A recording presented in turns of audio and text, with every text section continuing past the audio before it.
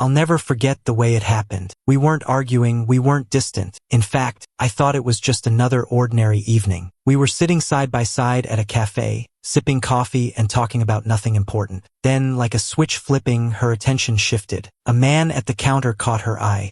She smiled, not the polite kind you give a stranger, but the kind of smile you reserve for someone you want to impress. Before I could process it, she stood, walked over, and struck up a conversation. I watched her laugh too loudly at his jokes, leaning closer, brushing her hair behind her ear in that way she used to do with me when we first met. And then the moment that burned into my memory, she reached out, lightly touched his arm, and pulled out her phone. Right there, while I sat frozen at the table, she handed him her number. My chest tightened, heat rushing to my face. I walked over, trying to keep my voice steady. "What are you doing?" I asked. Her eyes flicked to me, almost annoyed, as if I had interrupted something harmless. She rolled her eyes, smirk tugging at her lips. "Don't be dramatic, it's just innocent flirting." In that moment, I felt the floor drop beneath me. Innocent, to her, maybe. To me, it was the first crack in a trust one thought was unshakable. I wanted to believe her, but deep down, I knew this was only the beginning of something far worse. When people ask me what drew me to her in the first place, the answer always feels complicated. The truth is, she was magnetic. From the very first night we met at a mutual friend's party, she had this way of commanding a room without even trying. She was funny, charming, the kind of woman who could strike up a conversation with anyone and make them feel special. I remember thinking she was completely out of my league, and yet, somehow, she chose me. I was the steady one, the grounded one. I worked long hours at my job, saved responsibly, and built my life on reliability. She was the spark to my calm, wild, adventurous, always pushing me to loosen up. For a while, I thought we balanced each other perfectly. When she struggled financially, I covered the bills without hesitation. When she wanted to go back to school, I picked up extra shifts so she could focus on her classes. Every sacrifice felt worth it because I believed in us. I believed in her. But looking back, there were always little signs, tiny cracks I ignored. She loved posting pictures of herself online, constantly checking how many likes or comments she got. At restaurants, she would hold eye contact with waiters a little too long. When I brought it up, she laughed it off. "I'm just being friendly," she'd say.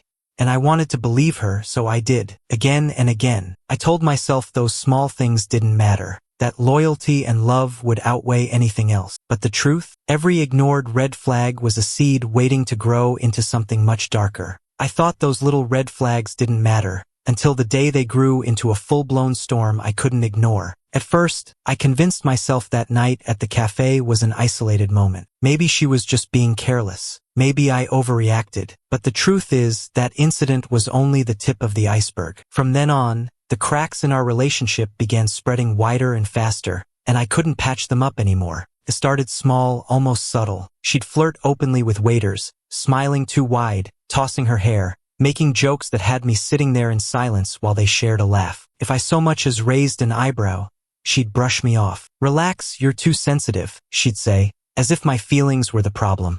Then came the walks in public. Instead of holding my hand like she used to, she began insisting I walk a few steps behind her. When I asked why, she laughed and said, "You'll embarrass me in front of my friends.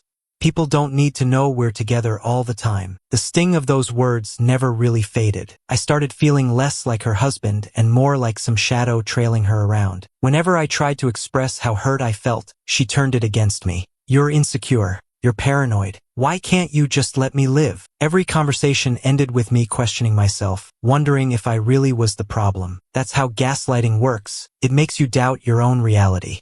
But it didn't stop there. She started staying late at work, coming home with excuses about deadlines and team bonding. Her phone was glued to her hand, screen tilted away from me every time a notification popped up. If I asked who she was texting, she'd snap, "Don't you trust me?"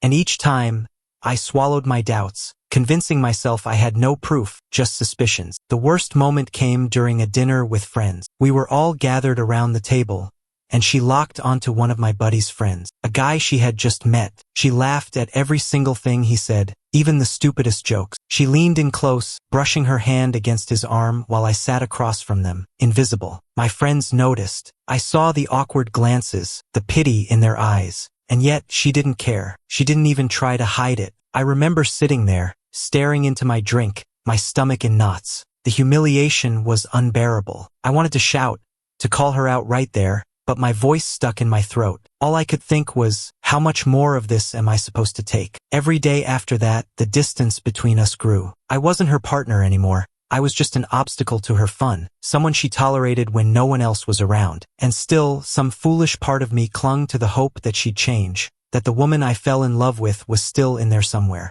But nothing prepared me for the night I finally discovered the truth, undeniable, devastating proof of where her loyalty really was. The night it all came crashing down didn't start out dramatic. It was late, close to midnight, and I was getting ready for bed. She was curled up on the couch, phone in hand, fingers flying across the screen. At first, I thought nothing of it. She was always on her phone. But then I noticed the way she kept angling it away from me, her eyes darting to check if I was watching. Her lips curled into a smile I hadn't seen in months. Not the forced smile she gave me, but one of those genuine, glowing smiles that come from being wanted. My stomach twisted. I sat down across from her and asked, "Who are you talking to?"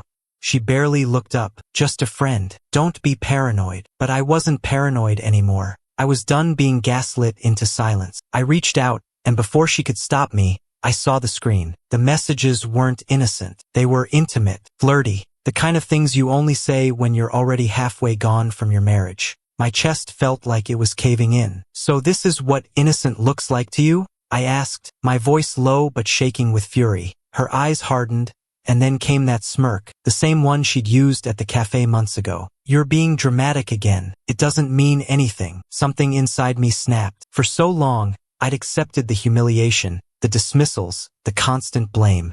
But right then, I realized it wasn't me. It had never been me. It was her. Her choices, her selfishness, her lies. I stood up, and she finally looked nervous. "Where are you going?" she asked, her voice sharp, defensive. "To stop wasting my life," I said. My tone was calm, but the weight of those words hung heavy in the air. She jumped up, trying to block the doorway. "You're overreacting. It's just flirting. Everyone flirts. It doesn't mean I don't love you." I stared at her, really stared, and all I saw was a stranger. A woman who had taken every ounce of my trust and crushed it under her feet. "If this is love," I whispered, "then I'd rather have nothing." The argument that followed was explosive. She yelled, accused me of being controlling, insecure, too uptight to handle a fun, spontaneous woman like her. I let her rant, let her throw every insult she could think of, but something had changed inside me.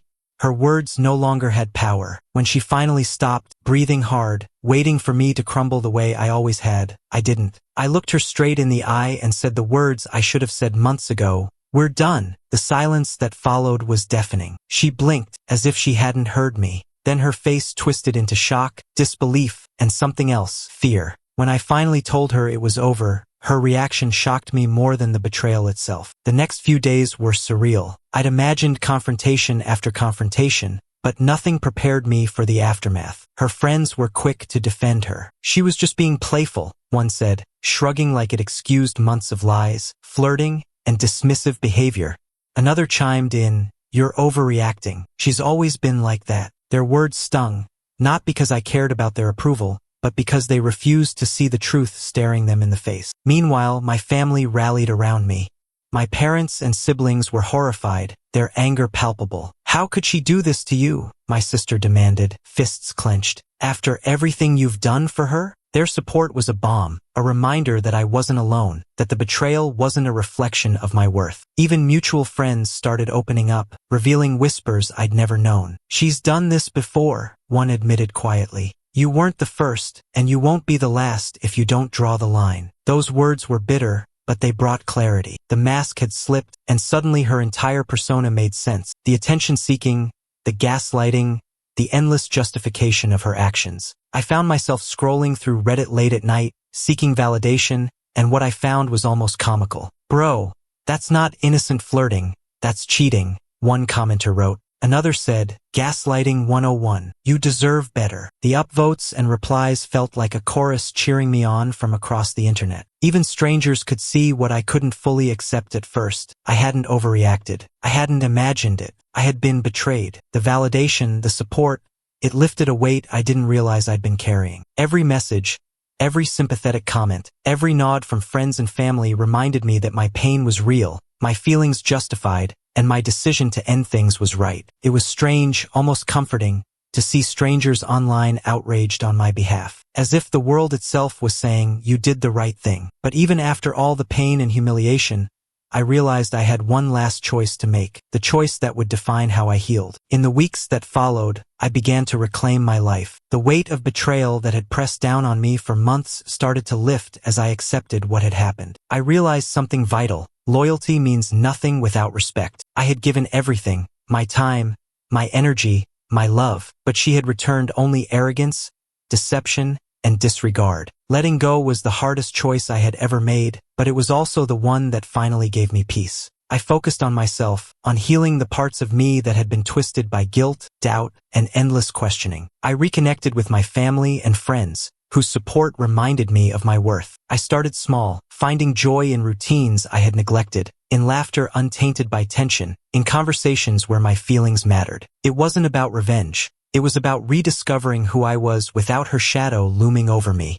I learned to set boundaries, to protect my heart from people who claim love but deliver disrespect. I understood that attention isn't innocent when it comes at the cost of loyalty, that charm, smiles, and excuses can hide selfishness and deceit. And I learned to trust my instincts, to recognize when someone's actions contradict their words, and to value myself enough to walk away before the damage became permanent. Life didn't magically become perfect, but it became honest. I slept better, smiled more freely, and spoke openly about my experiences without shame. I shared my story not to humiliate her, but to remind anyone listening that self-respect is non-negotiable, that no amount of charm can replace integrity, and that it's never weakness to leave someone who consistently undermines your worth. And that's when I finally understood. The greatest betrayal wasn't her flirting. It was me staying long after I should have walked away.